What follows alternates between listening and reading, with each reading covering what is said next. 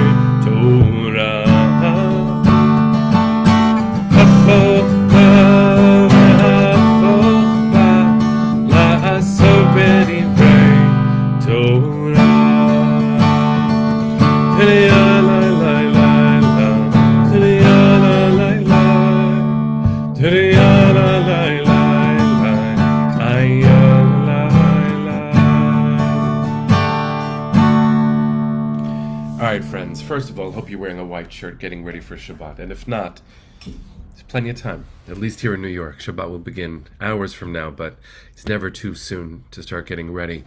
Heather, did I see that you just returned from your first trip to Israel? Welcome back. Welcome back. The way that I've always articulated the return from Israel, and often I post it this way on social media, I write home, period. Home? Question mark? Because ultimately the question of where home is a complicated thing. I have never felt so at home in Israel as when I traveled this week on a trip that was organized by the Westchester Jewish Council, funded by UJA Federation, with 18 clergy from Westchester, Episcopalian priests, Pentecostal ministers, Catholic priests, and rabbis of every denomination. And we were to have an imam with us. Unfortunately, our Muslim brother tested positive for COVID the day before the trip. It was meant to be a traveling journey of friends of three different traditions. And what we did, since our imam brother wasn't able to join us, is we listened harder for the voices that weren't our own. I don't know that we did it effectively, and there's no replacement for truly standing in solidarity and traveling together. And please God, we should be able to return in peace again. But I will tell you this. I've never had a trip like this, and I'll share with you some of it in the context of our Parsha and in the spirit of all the work that UJA does with all of our partners all around the world. I am continuously humbled by the work that I get to do as the rabbi at UJA, and this was among the more humbling of experiences I've had in my life and in our homeland. Penny, thank you for reminding us it's broadcast 550 today. Just 24 hours ago, which is shocking, I was sitting on a bus traveling within Jerusalem with my brother, my new brother, Father Kevin Whittinger, who is Episcopalian, a priest here in Westchester, and we talked together and we compared notions of where God is and what the notion of incarnation means, because in Episcopalian tradition, separate or maybe overlapping with different parts of Christianity, and in conversation with Judaism, the idea that God is incarnate, right? We don't believe God in a body, but we do believe that the more people get together, the more of the divine is present. The language around God for Jews is a complicating one, especially because there are atheist Jews and questioning Jews and rabbis of different denominations who have varying theologies, and we don't have dogma. We don't have credo. There isn't an affirmation of belief that you must subscribe to in order to qualify in community as a Jew. And that makes it very interesting then to talk about God, especially because many who speak about God do so from a place of fundamentalism, or at least some do. And with my ears, when I hear God weaponized in that way, my truth about God is the only truth in the world, and I will fight you for it. I'll fight you because of it. And God forbid, there are many actions taken in the name of God, but of course, that's not God's name at all. God's name is peace. And we know this most of all in the city of peace, in Yerushalayim. And among the things that made this trip extraordinary, and it connects to this week's Parsha quite powerfully, is that we did not come with a political agenda. The framing of the trip was about becoming friends on a journey. And no matter what we felt about the different aspects of geopolitics, we were traveling as sisters and brothers in faith. And it was my honor to call upon priests to pray on Mount Beatitudes, priests to pray and lead us in prayer in the Church of the Nativity, to stand on the Temple Mount with respect for Muslim tradition, to see those who act with less respect in those spaces, and to know that as a united community of faith leaders, an insult against one of us is an insult against all of us, because the faces of God are infinite too. To stand with Jews in spaces that are our own, both the holy spaces like the Kotel and places of incredible tragedy and trauma like Yad Vashem, the Holocaust Education and Memorial Museum in Jerusalem, and to walk through the exhibits as a Jew with my new sisters and brothers, and to feel fully seen, to talk to them about the images, self-conceptions of Jews, comparing us walking into exile with us fighting for self-determination in the Warsaw Ghetto, in the rebellion and the uprising, and then to bring us delicately through the Children's Memorial, because 1.5 million Jewish children were murdered during the Shoah, and to walk through there with my new sister, Pastor Martha Jacobs, in Chappaqua, to walk arm in arm, devastated to our core, holding each other with incredible love and comfort, and to pray with her, and for her to pray with me, and just to stand there. And I was our rabbi on the trip, but I functioned as our rabbi because of my role, and we all took turns, and that was my turn, and I shared the pain that I was in. My dear friend, a survivor of the Shoah who was in the Warsaw Ghetto, Ben Stern, he was a member of my shul in Berkeley. His daughter Charlene was one of the founders of my shul when I was a rabbi in Berkeley, and Ben created, after the Holocaust in Skokie, Illinois, the Janusz Korshak B'nai B'rith Memorial Lodge. And Janusz Korshak, for those who don't know, was a world-renowned educator, a Polish non-Jewish educator who was in the ghetto trying to maintain the humanity of his students, of his children. And the Polish officials, when the ghetto was going to be liquidated, invited him to leave. And he would not leave his children. He would not leave Jewish orphans, his children.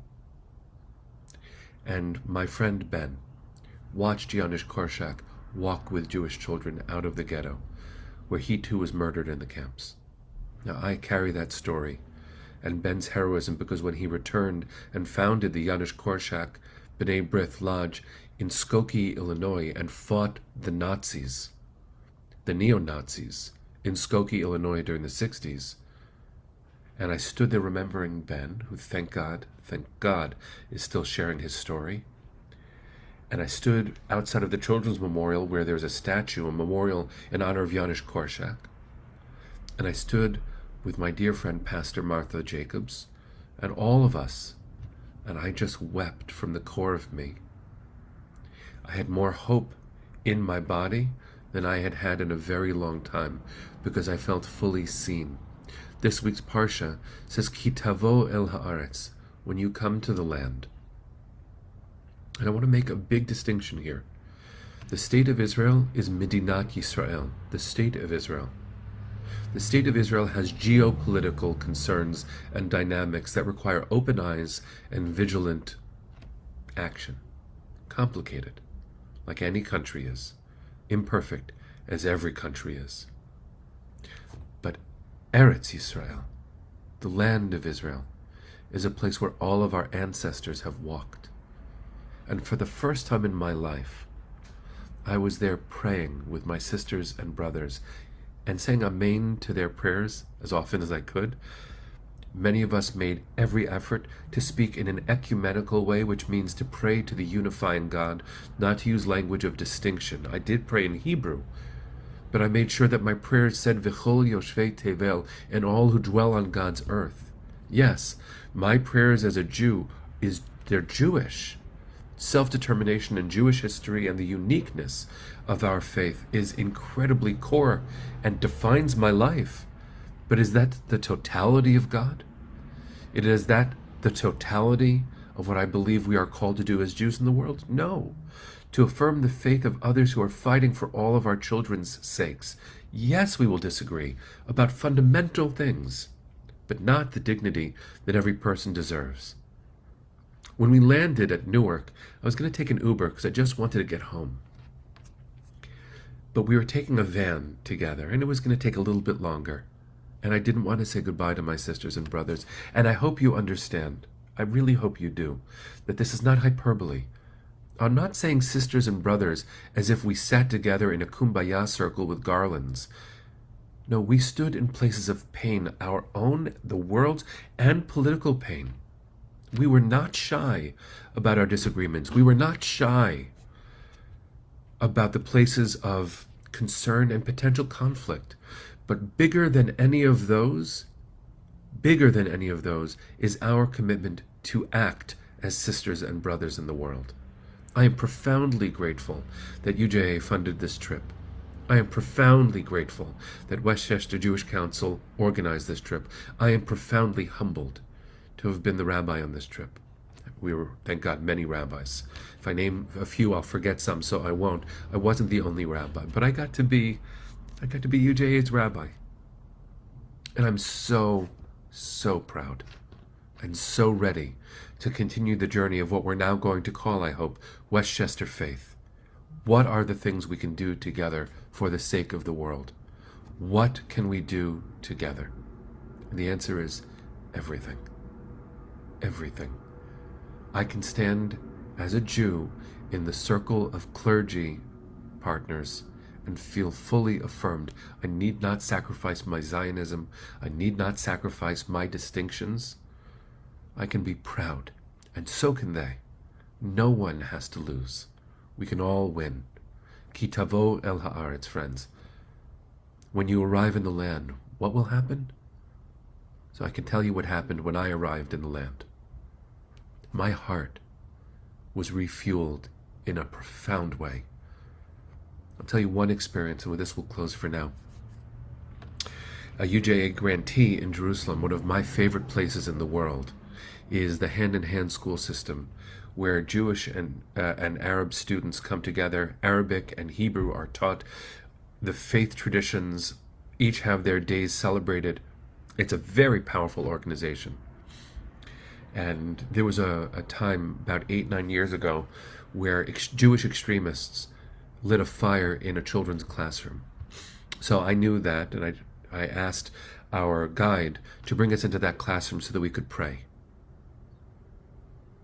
And we stood there, and I shared my story of having been there the month after the arson, and I asked us not to move the children's tables or the backpacks. Let's let our children's lives remain intact as we pray for them. And I said, may we bring love where we go and leave love where we've been. Friends, that is what we did on this trip. So stay tuned. We have a lot of love to share, all of us do. And collectively, matov, how beautiful it could be. Ki tavo el haaretz, when you come to the land. Well, we did. And we're bringing it back with us. So stay tuned. Hope you have a good Shabbat. Here we go.